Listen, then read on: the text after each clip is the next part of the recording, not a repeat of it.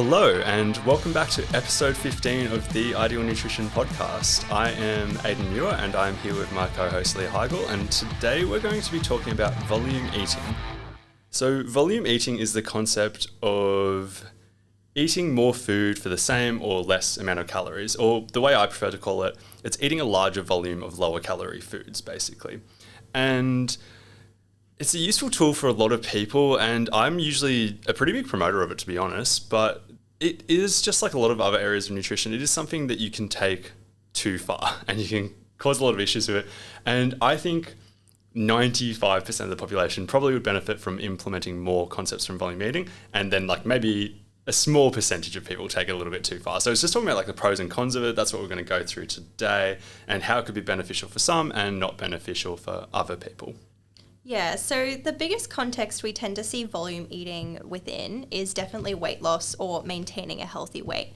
So obviously if we're eating a high volume of low calorie foods, it means we're somewhat full and we're eating less calories. So both of those things are going to be conducive to compliance to a diet. Yeah, like in simplified terms, it's a way that you could create a calorie deficit while feeling relatively full throughout the full process. One caveat that I always add on to that these days in particular is that like if you're in a calorie deficit for long enough, you're probably going to get hungry regardless. Like that's probably going to Hunger is inevitable. It's inevitable, exactly, for almost everybody. But volume eating can be a tool that you can use to mitigate some of that or most of that in some cases as well. Yeah, and I think sometimes it does come down to that very basic eat enough fruits and vegetables whilst you're dieting, or in terms of just maintaining a healthy weight. That's what volume eating is realistically talking about. Like if we're eating an adequate amount of high fiber, low calorie foods, aka mostly fruits, vegetables, legumes, that kind of thing,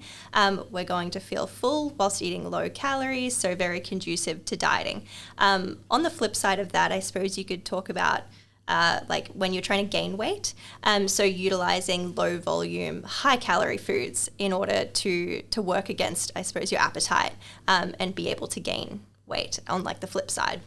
Exactly, yeah. And because I haven't looked into this too closely, but I've seen there's a diet called the Volumetrics Diet, which is basically like, my understanding is it's just volume eating, and it's like making it a thing. Like I am a volume eater, for example, like it's making it a thing. But I view it as a spectrum, just how you laid it out. It's kind of like if you we're struggling to eat enough calories, you just go further up one end of the spectrum where you're eating more calorie dense foods. If you're struggling to get lean without feeling hungry all the time, you just go further down the spectrum where it is more fruits, more vegetables, leaner cuts of meat, less added sugar, less oil in some cases, like less added fats. All of those kind of things really add up. And one of the ways to think about it is you could call it cleaner eating or healthier eating in a lot of cases, but there is tiny bits of nuance in that where it's like, I typically think of nuts as a healthy food, but like a handful of nuts is, I don't know, like 160 calories. So therefore like 3 handfuls, like you're getting nearer to that kind of 500 calorie mark. And it's like, that's almost a small meal there, even though it's like 3 handfuls spread across the day is not a lot of food. Really, it's not that filling. So it's like, there is like caveats in there where it's like, okay, some really healthy foods can be high calorie and don't really fit into the volume eating approach. So it's not that clear cut where it's like healthy versus unhealthy, so to speak, but it is a useful way of thinking about it. So I don't think a lot of people can really overdo the volume eating situation. So for the most part, we know that fruit and veg intake amongst the general population is not great. So the idea of someone taking it to the extreme of having 15 serves of veg a day and cauliflower instead of rice for every meal and doing all those things is unlikely, but it does happen. So I find that gastrointestinal distress is the first thing that will pop up when someone is overdoing the volume eating.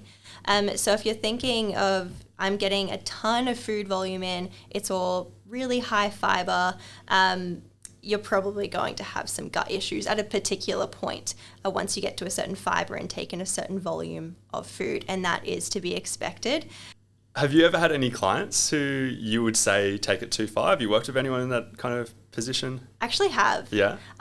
So I have had clients where they have really struggled to bring down their vegetable intake. So they were having this gastrointestinal distress, but they were volume eating for so long that they really struggled to move away from it. Yeah. I mean, it it did for these particular people fall into the spectrum of disordered eating because they've taken it way too far.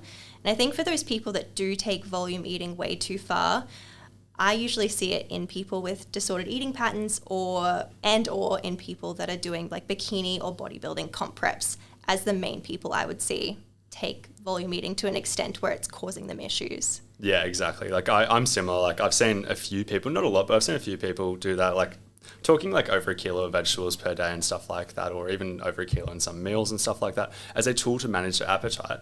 And it becomes even more interesting in relation to maybe you can implement more ends of the spectrum when you're in a calorie deficit and getting leaner and stuff like that. But when it's at the point that you're maintaining your weight and you're doing those things still, that's when it becomes quite questionable. And something that I also think about is that people who are professional eaters, who do eating competitions, trying to eat as much as they can, one of the ways they often train is eating massive amounts of salad or vegetables or whatever, because it's low calorie.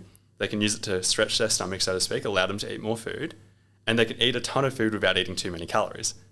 That allows them to then, when they want to unleash, like they can eat a lot of food. And that has always made me question being like, if you need a kilo of vegetables in a meal to feel that level of fullness that you're chasing, what happens when you have meals that don't have that? What happens when you just eat out with friends, or what happens when you cook at home and have meals that aren't like that? Do you now need large volumes of food to kind of meet that criteria? And I feel like that happens. Yeah, when you go back to somewhat of a regular diet where you're not subbing out, because I guess what I see is like, okay, rice becomes cauliflower rice and oats become zucchini oats, and you know, they make all these substitutions to reduce their calorie intake and to lose weight. So they've never really dealt with reducing that hunger or that appetite, because I think part of dieting is going to be reduction in that stomach size and appetite so that you can maintain that weight loss long term. So if you've never dealt with the fact that appetite is big, you have to stay eating all of these high volume foods long term in order to maintain that. And that's not going to be useful most of the time. Yeah, exactly. And even going on with some of that stuff as well, and as we kind of mentioned before, hunger tends to increase throughout a diet, kind of regardless. And something that, once again, I've really changed my views on a little bit over the years is how I think about appetite and how I think about strategies that we use to manipulate our appetite. Something that I noticed just in practice is a lot of appetite curbing strategies only seem to work to a point. And what I'm getting at is, like, we know things like caffeine suppresses appetite. We know that diet soft drink can be a tool to kind of suppress appetite. Like if you're really hungry and you have a Pepsi Max, like some people actually like hits the spot a little bit and seems to help. And there was a study that I read on nicotine gum, which really kind of sealed the deal for my understanding. Because what I was getting at is, like, I'd see a lot of clients who'd have like 8 coffees per day, but would still weigh a lot, as in they were eating a lot of calories. And like, I was always curious. I'm like, how does that happen? Or like, I had a client who'd have like 10 Pepsi Maxes a day. And I'm like, how's he eating that much food? Like, I was always just wondering how that happens. And this study that I saw over the last couple of years that I really thought about since then is, it was on nicotine gum, and it was basically showing that you have nicotine gum, and for the first month, your body weight actually drops if you're having it regularly because it suppresses your appetite. Yeah, right. But at the 6-month mark, everyone's back at the baseline.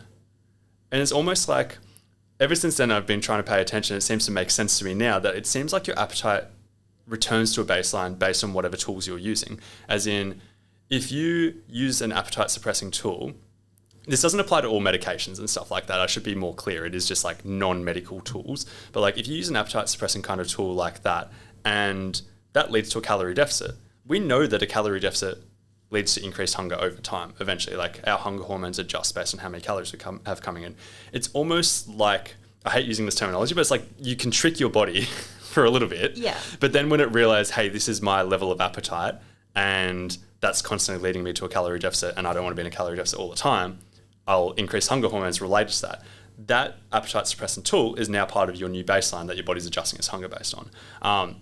That's pretty theoretical, and that's how I think about it, but that's also the explanation as to why you can't just volume eat your way to being like, and it only works for so long. And that also ties into a lot of my other thoughts of being like, if you are striving for a deficit, it makes sense to be efficient with it. It makes sense to not try and be in a deficit for long periods of time year round, because if you go into a deficit for a moderate period of time, you can use some of these tools. Like you can use, call it diet structuring, call it whatever. I don't really care what you use. You can use more volume eating hacks and stuff like that.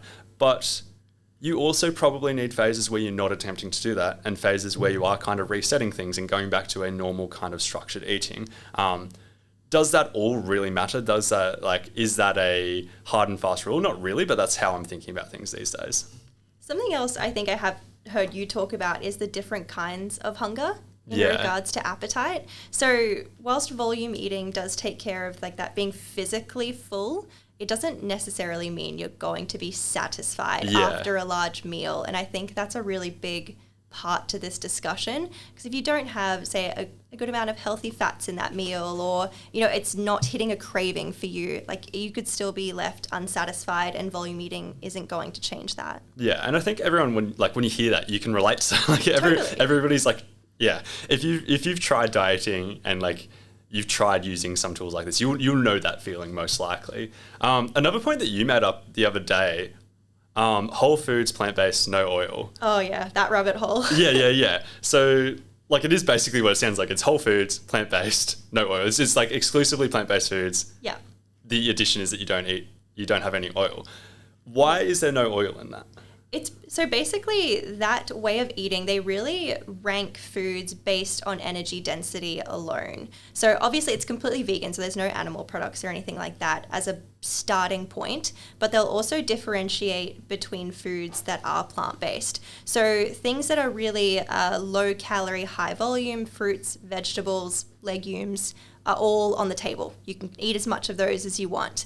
But when it comes to things like oil, or even things that are like higher fat, so like you briefly talked about before, nuts, they're all off the table. Yeah. So people on this diet, it's basically extreme volume eating. So really high fiber, low calorie foods all the time, whilst trying to limit any kind of energy dense foods, even if they are nutritious. Yeah. And your calories have to come from somewhere. Yeah. Like everyone has like decent calorie requirements. Like some's higher, some have lower, but like everyone has a decent calorie requirement. It's got to come from somewhere. And like, as an example, like extra virgin olive oil, consistently linked with positive health outcomes. Based on that kind of spectrum, it's viewed as a food that you need to avoid. Yeah. Just because it's really calorie dense, which makes sense. Like I can understand that, but it is an interesting thing when you look at from the big picture as well. And I think just looking into that community a little bit more, it's very much a demonizing of those higher calorie foods, which is what I personally, I guess, take offense to. Yeah. Is that I'm like, you know, cashews aren't a bad food. Like you can have those. It's just, of course, if you're trying to lose weight, it makes sense to limit them or have small portions of things like that and cook with less oil. But when you take it to such an extent where you're like, oh, I'm only eating low fat, low calorie foods ever. Yeah. That's when you're taking it a bit too far. Yeah, for sure. And like that does happen a bit. And like I the reason why I've been thinking about volume eating potential negatives and stuff like that is because I see some people on Instagram talking about it heaps. It's a guy, Tyson, the trainer. He talks about it. I was just thinking about that. Yeah, I swear like every week he's talking about this. But like I'm just like, is he in this bubble where he's just surrounded by like this really niche area of the fitness community where it's like a lot of bikini athletes and stuff like that who are coaches and like they're constantly sharing their volume eating kind of recipes and stuff like that.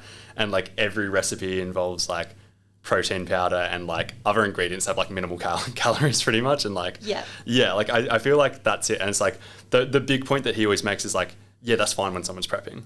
But like these people are doing this in the off season. They're in a calorie surplus and they're still doing this. The general female following that bikini athlete does not need to eat zucchini or whatever they're called, like zoats or something in the morning.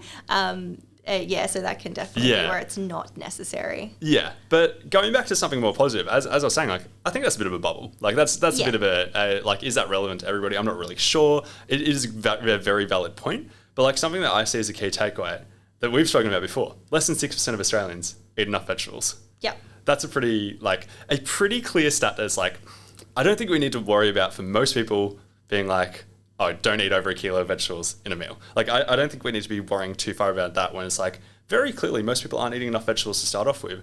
If you take some of the positives from this approach, you're probably going to improve your micronutrient intake, so getting more vitamins and minerals, I always talk about eating greater than 30 different plant-based foods per week. And even though fruit might not be as low calorie as vegetable, it's probably lower calorie than other snacks or whatever that you're probably going to have. So it is in this approach as well.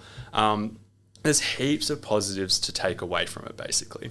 Yeah, I agree. So I think volume eating in itself is a great tool for weight loss and maintaining a healthy weight. I think a lot of people are very far away from the optimal amount of low-calorie plant-based foods that should be in their diet anyway. And for most people, volume eating is not taken to an extent where it has become a negative thing in their life. But yeah, I think you just have to be mindful of it. Yeah. That's about it. Yeah. So this has been episode 15 of the Ideal Nutrition Podcast. Thank you so much for listening, and we hope you enjoyed this discussion. We'll be back next week.